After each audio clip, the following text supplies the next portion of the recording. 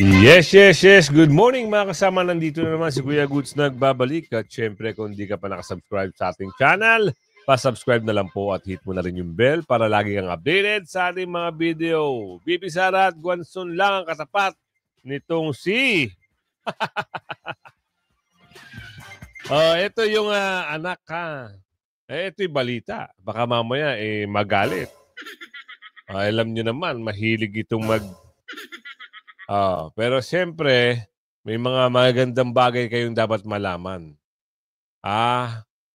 Yung House Resolution 2346 impeachment kay Bibi Sara, constitutional ayon sa Kamara? What? Hindi yan nararapat. Ano ba ang sabi? Yung politika na yan, yung impeachment na yan ay political process. Gusto nilang mawala si Bibi Sara o ma-disqualify sa 2028 election. 'Di ba? Maski bata, nagpahayag niyan. May ipapakita akong slide sa inyo mamaya para maintindihan ng nakararami bakit impeachment? Bakit kailangan ma-impeach si Bibi Sara? Ang sabi ng bata, hindi dapat ma-impeach si Bibi Sara kasi ang laro ng impeachment ay politika lang. Kung gusto nyo talaga mapanagot, kasuhan nyo. Sa korte, sa husgado, hindi yung dito sa impeachment. Meron kayong gusto. Kaya nyo in-impeach si Bibi Sara. Yan ang nakikita ng mga bata. Ito, hindi man bata, teenager, pero siyempre, alam niya yung nangyayari. Pero nakalike ka na ba? I-like mo muna yung video natin. Share mo na rin At kung bago ka pa lang sa ating channel, pa-subscribe na lang po at hit mo yung bell. I-bell all nyo para nakakatanggap kayo ng notification everyday. Meron lang ako ipapakita sa inyo maya-maya doon sa usapin ng impeachment Bata, teenager, alam ang sitwasyon. Eto. Ano yung House Resolution? Ano yung, ito yung katapat? Pag-usapan natin yan mamaya. Buong pusong ipinagmalaki ni Juliana Pariscova Princess Abante ang kanyang amo na si Martin Romualdez. Aniya, mas gugustuhin pa daw niyang matawag na tambaloslos si Martin Romualdez kaysa matawag daw na kawatan dahil sa pagnanakaw sa kaban ng bayan. Naku, parehas lang yun. Oo, kung ano tinawag na luslos, ganun din. Watan din, sabi ni Aling Ledesma. Bakit? Hindi ba halata? Sabi ni Aling Ledesma. Halata naman kaya yan. Hindi mawawala, magkarugtong na yun. Luslos at watan. Okay kayo mga kasama. Mawawala pa ba yung linyadang pangalan na yun? Tambawatan? At balulong? Hindi na. Kahit anong pilit na pagtatanggol nyo dito sa boss nyo, wala na ho. Hindi na ho magbabago. Ganon at ganon pa rin ang tingin ng taong bayan dyan sa boss nyo. The nerve. Hindi ba kayo kinikilabutan? Juliana Pariscova Princess Abante. Sa inyong mga kasinungalingan, maging si Atty. Guanson ay hindi na rin mapigilan magbigay ng kanyang komento at reaksyon sa mga kasinungalingan ni Juliana Pariscova Princess Abante. Aniya, nag-explain ka pa be?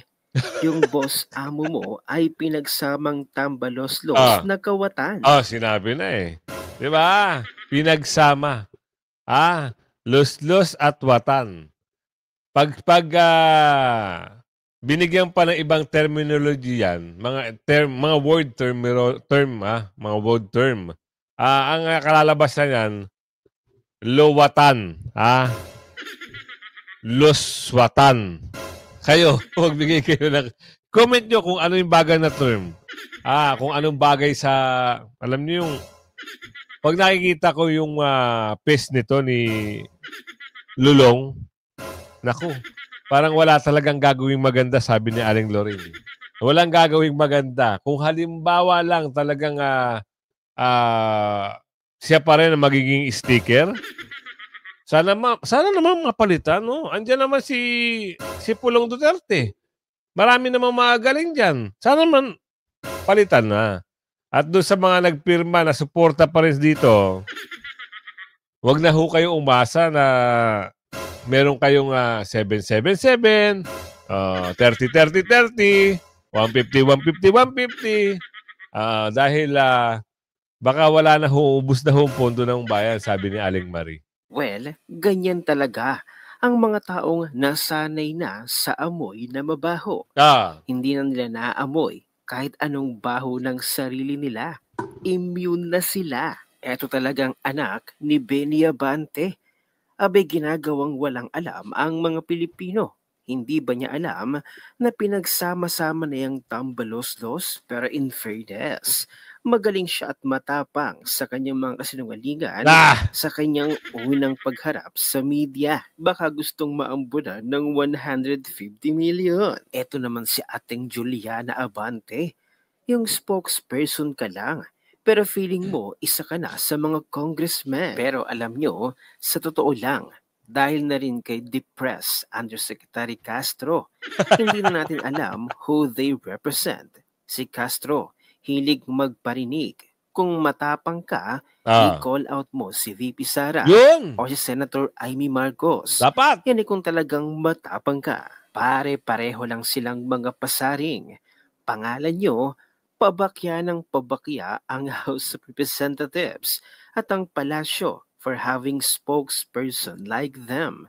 Squammy, isa na rin siyang hindi kagalang-galang, kagaya na lamang ng kanyang tatay, pastor, pero sinungaling. Ngayon, ang anak, sinungaling na din. Naku, Si House Speaker Martin Romualdez. Pilit iniaangat ang imahe ni Romualdez. Pero gayong alam na naman ng taong bayan ang tunay na ugali at pagkatao ng isang tambalos-los.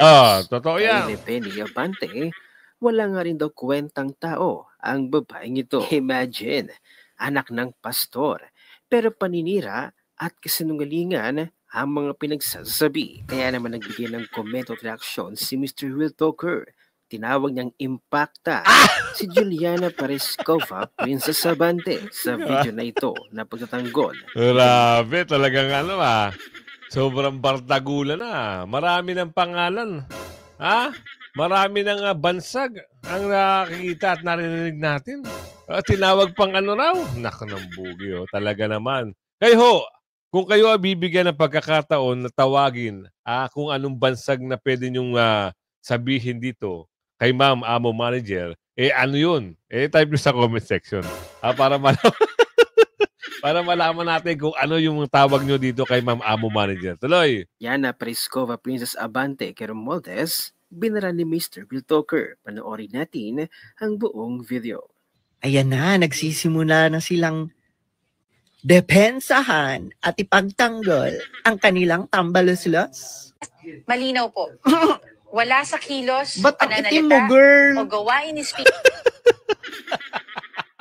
Ano daw? Bakit naman itim?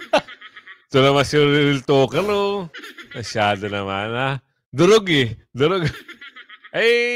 Wala. Siguro talagang ganun talaga ang kanyang fair skin complexion. Baka mamaya talagang dugong Pilipina, ika nga. Morena. Speaker Romualdez ang pagtakbo Tingnan sa niyo mga lords. 2028. Ang itim niya.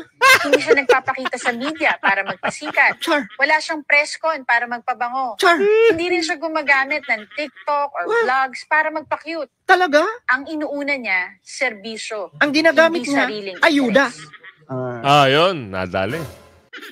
Binara ni Real Talker itong si ate, Amo Manager. Nako.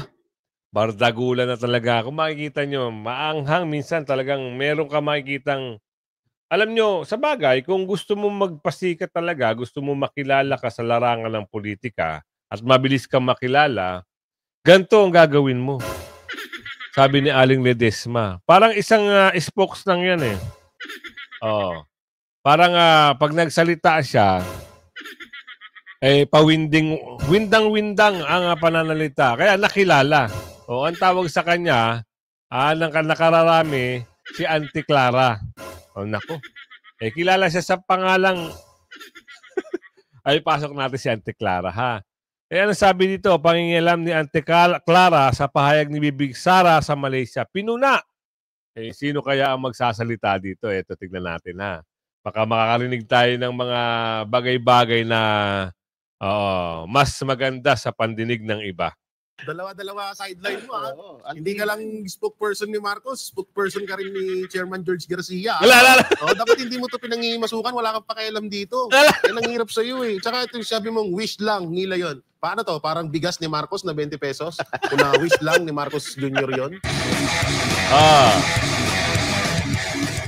Ito, di ba, alam natin, nasa Kuala Lumpur si VP Sara Duterte, kasama niya yung ibang mga PDP laban candidates, katulad na lang halimbawa, ni Atty. Hinlo, si Atty. Bondok, at saka si Dr. Mata.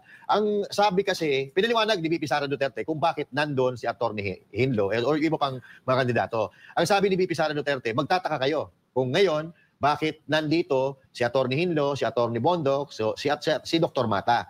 Nanalo po sila sa eleksyon nung nakaraan. Kausap ko po IT expert na nagsasabi na hindi talaga pwede na totoo yung mga numero na lumalabas. Questionin nyo kung paano ginawa yung proseso ng bilangan. Yan. At para kay Vice Presidente Duterte, sabi niya, para sa akin at alam kong totoo, nanalo po sila PDP laban sa eleksyon noong nakaraan. Kausap ko po IT expert na nagsasabi hindi talaga pwede totoo yung mga numero. Kaya ako sa partido, sabi ko sa kanila, questionin nyo kung paano ginawa ang proseso ng bilangan. At ito, sumagot muna. Bago kayo magkomento, sumagot si Claire Ano Castro. sabi ni Attack Dog? Ayun, nasa screen. Sabi ni Attack Dog, si Pitbull, si ano, no? Chihuahua yan. Chihuahua ito. Well, sa mga ganito, natanong kasi siya kanina sa press conference niya kanina, kung ano daw masasabi niya doon sa statement ni VP Sara Duterte. So ito yung sagot niya. Well, sa mga ganito, kasi wish lang nila yon. Libre naman mangarap. Ang pangarap na iyon ngayon ay hindi mangyayari. Ang pangarap sana ay huwag gawing realidad. Baka maraming maniwala. So kung ano po ang resolusyon, ang naging resulta ng eleksyon, igalang na lang po natin. Ganito kasi yan. Paano mo igagalang ang isang eleksyon? Makinig kayo mga kasama ha. Ito, meron talagang may mga bagay-bagay na hindi ka panipaniwala doon sa resulta eh. Imagine, nagkaroon na ng problema nung gabi pa lang, pamadaling araw. Ang laki ng diferensya. Tapos gusto mong paniwalaan yung tao, yung mga tao na naniniwala na malakas ang PDP Duterte. Tapos ilan lang yung nakapasok. 'Di ba? Isipin nyo. Kaya hindi naniniwala ang nakararami, lalo na yung mga mga OFW. Lalong-lalo na yan. Dahil panalong-panalo ang mga Duterte sa ating mga kababayan abroad. Kaya galit na galit sila eh. Mantakin nyo. Si Atty. Vic hindi nakapasok. Si Atty. JV Hinlo. Si Atty. Jimmy Bondok hindi nakapasok. 'Di ba? At yung iba pa. Meron nga eh, wala sa survey. Nakapasok. Imagine. Na hindi pa nga nag-uumpisa, ang hirap na paniwalaan.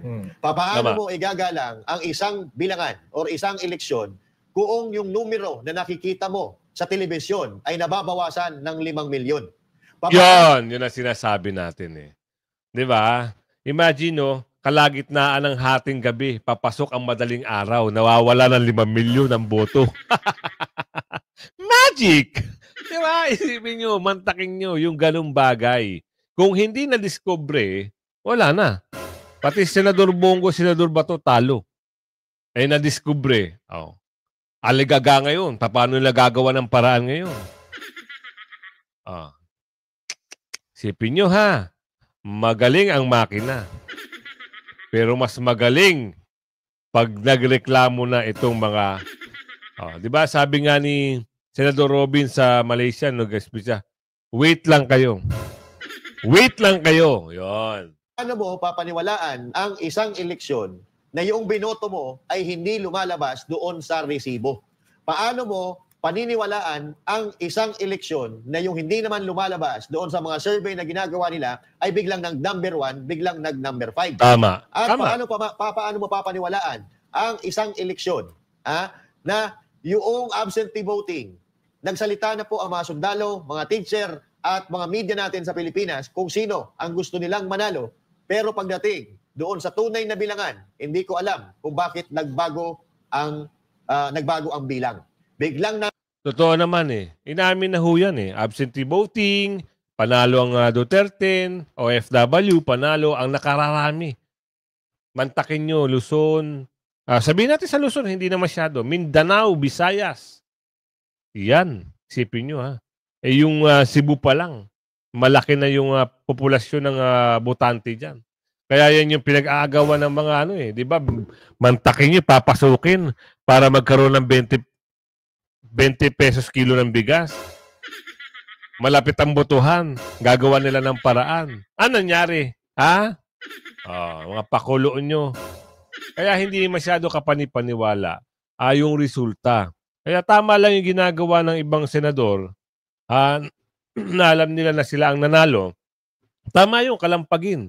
Manual counting para matapos na yung pandodorobo ng chairman ng ngelek-ngelek na yan. Nakakabuwisit kasi. Ayaw lumaban ng pareha, sabi ni Aling Ledesma. Eto. House resolution. Ano na naman ito? Ano na naman kayo? Tignan natin ha. Saka bigyan natin ng magandang reaction yan. Tensyon sa pagitan ng Kamara at Senado ukol sa impeachment case laban kay Vice President Sara Duterte. Sa kanilang huling session, dinefer ng House of Representatives ang pagtanggap sa articles of impeachment kasabay ng pagpapadala ng clarificatory question sa Senado. Iginiit din nila na wasto at constitutional ang pag-usad ng impeachment sa lower house. Narito ang Agenda Weekend Report ni Andrea Salve. Dinifer ng House of Representatives ang pagtanggap sa articles of impeachment para kay Vice President Sara Duterte. Isa ito sa mga napagkasunduan ng 19th Congress sa kanilang huling session bago mag-adjourn noong Miyerkules. Nilalaman ng House Resolution No. 2346 ang kanila ring pag-certify na sumunod sa saligang batas ang impeachment laban sa bise. Batay dito, ang impeachment proceedings sa lower chamber noong February 5 ay naaayon sa konstitusyon, sa House Rules of Procedure at sa lahat ng applicable jurisprudence. Wait lang. Ang tanong kasi dito, hindi naman kayo ang nauna. Tama. May nauna pa sa inyo. Nag-jump kagad kayo, 1, 2, 3 kayo. Yung 2, una, pangalawa, dapat yun muna ang mauna bago kayo. Nangyari, bago matapos ang, bago mag-break, kasi mag-e-eleksyon. Last minute, doon kayo umeksena. Nawala na ng visa ngayon yung 2. Tama ba yun? Ang question doon, bakit kayo ang nauna? Meron pang una at pangalawa. Dapat yun muna ang inuna bago kayo. Hindi Nagpapirma kayo ng nagpapirma, ginamit nyo ang inyong mga kapangyarihan. Sabi ni Aling Lolit, kayo ang inuna. Kasi kayo ang nakararami. Ngayon, hindi kayo umabante ron. Hindi rin kayo pinanigan ng senador. Ano na? Tapos ngayon, eto. Tama kayo, wow. Ano ba ang sabi ng rules? Mali yung rules nyo, sabi ni Senador Tolentino. Diba? Walang mali sa ginawa ng mga senador. Tama lang yun. Gawin nyo ng tama yung rules, sumunod kayo sa rules ng Constitution para kapanipaniwala kayo. Hindi. Wala talagang ganun Ang namayani ngayon ay yung mga kagustuhan nyo. Pero hindi pa rin pinanigan. Bakit? Alam ng mga taong bayan, alam ng mga senador na pamumulitika lang ang kagustuhan nyo. Para maniwala kayo, ito binatilyo. Tignan natin. Yes po. Pabor ka ba sa impeachment ni VP Sara? No. Bakit? Because it is obviously politically motivated. I mean, maraming may confidential funds sa gobyerno, iba nga billions pa. But why single out the VP? They want justice, but their justice is selective. If these politicians are really serious in cleaning up the government, then investigate all. At isama na nila mga sarili nila. Narinig nyo. Binatilyo pa lang ito. Alam na kagad. Ang process na ginagawa ng mga yung mga bakulaw na nag-file na impeachment case, yung nagpirma-pirmahan, imbestigahan nyo yung sarili nyo. Imbestigahan nyo rin yung confidential fund nyo. Huwag single vote, huwag single out. Ang ginawa nyo, isang tao, para ma-disqualify, hindi kayo aabante dyan. Marami kayong, matatamaan na milyong-milyong Pilipino na nagmamahal kay BP Sara. Yun lang yun. Ganun lang ka-simple. Tuloy. Nasunod umano nila ang 1-year ban on impeachment cases. Sagot ito ng Kamara sa Senado. Martes ng gabi kasi nang bulabugin ng mga senador ang bansa nang mag-convene sila bilang impeachment court. Suot-suot ang kanilang crimson robes, 18 senators ang bumoto pabor sa pag-remand ng articles of impeachment pabalik sa lower chamber. 5 naman ang tumutol. Kasunod ng House Resolution No. 2346, inihain naman ni Deputy Majority Leader Ino D. ang pagpaliban sa pagtanggap ng articles of impeachment hanggat hindi pa sinasagot ng Senado ang clarificatory queries ng House Panel of... I-suspend nyo na lang. Oo. Para pag natapos yung timeline nyo, wala na yung impeachment lusaw na. Gagaling-galingan kayo. Numbers gaming. Pero sa Kamara lang. Wala sa senador. Hindi kayo mananalo. Mag-senador muna kayo bago nyo magawa yung gusto nyo. Aso nga lang, baka pagtakbo nyo na pagka-senador, walang maniwala at walang bumoto sa inyo. Sa Kamara, oo, kayo ang mamamayani. Pero, wala hong mangyayari sa Senado na impeachment. Andyan lang yan. Pero pagdating ng oras yan, ang pagbobotohan dyan, dismiss. Maniwala kayo. 100% yan ang mangyayari. Prosecutors. Una nang sinabi ni Batangas 2nd District Representative Jervil Luistro na confused ang prosecution panel sa naging kautusan ng Senado dahil kanila nang binigyang diin na alinsunod sa 1987 Constitution ang impeachment. Sa huling update, wala pang natatanggap na pleading mula sa House of Representatives ang Senado. Giit pa nga ni Senate President Cheese Escudero na siya ring presiding judge ng impeachment court, hindi dapat idinadaan sa press conference o social media ang anumang impeachment-related concerns. Tama. Kahapon, pinatutsadahan ni Senator-elect Tito Soto ang impeachment court. Hindi man naging direkta kung para kanino, pero ayon kay Soto, hindi kailangan maging abogado para mag-preside sa isang collegial body. Dapat lang... Wow! Ito na naman tayo. Kilala na namin kung sino pinapatungkulan mo. Diba? Huwag ganun. Tsaka buti na-discover kagad ng sambayan ng Pilipino kung ano yung plano. Meron kayong plano.